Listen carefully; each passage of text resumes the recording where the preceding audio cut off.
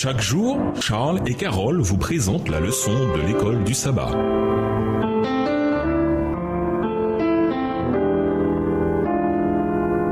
Bienvenue à votre émission Dieu nous parle. Voilà la leçon de dimanche, l'universalité de l'évangile. Lisons Apocalypse 14, verset 6, Matthieu 24, verset 14, Matthieu 28, verset 19.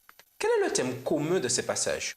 En quoi ces textes, pris ensemble, nous aident-ils à comprendre combien l'évangélisation et le témoignage sont importants pour notre objectif en tant qu'Église?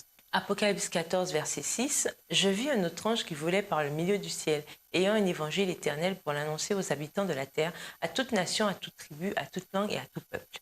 Matthieu 24, verset 14. Cette bonne nouvelle du royaume sera prêchée dans le monde entier pour servir de témoignage à toutes les nations.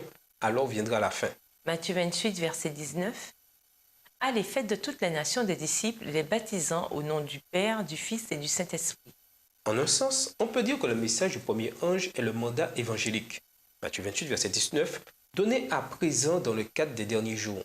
Il s'agit bien de la vérité présente. Remarquez que les trois textes mettent l'accent sur l'évangélisation du monde entier, des habitants de la terre et de toute nation, tribu, langue et peuple.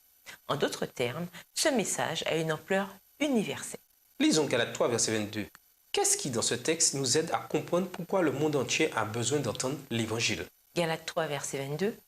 Mais l'Écriture a tout renfermé sous le péché, afin que ce qui avait été promis fût donné par la foi en Jésus-Christ à ceux qui croient. L'universalité du péché explique l'universalité de notre mission et de notre appel.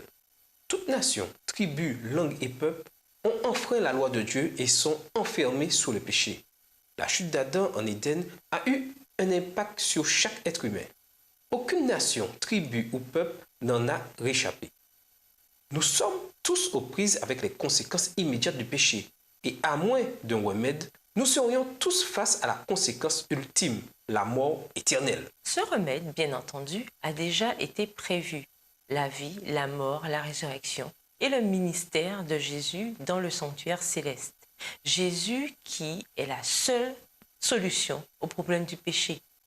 Tout le monde a besoin de connaître ce grand espoir que Dieu leur a offert en Jésus-Christ. C'est pourquoi les adventistes du 7e jour vont dans le monde entier cherchant à apporter le message de Jésus à ceux qui ne l'ont pas encore entendu. Pourquoi le partage de l'Évangile est-il tellement bénéfique spirituellement pour ceux qui s'y consacrent? Autrement dit, pourquoi le fait de parler aux autres de Jésus est-il l'un des meilleurs moyens d'être prêt pour son retour?